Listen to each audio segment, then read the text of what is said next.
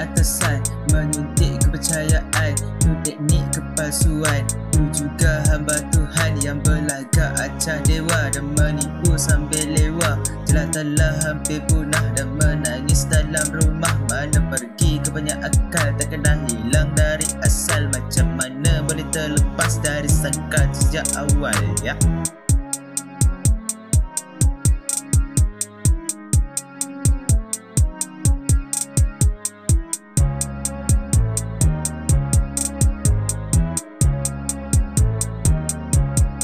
Sampai bila nak ditindas, sekali-kala ku nak kias. Mereka ni dah melampau, mereka ni memang langau. Kami dah penat ya celaka, dapat semua macam neraka. Korang bersumpah untuk apa? Korang bersumpah untuk apa? Kami dah penat ya Tuhanku, moga kami dibantumu. Kami dah penat ya Tuhanku, moga kami dibantumu.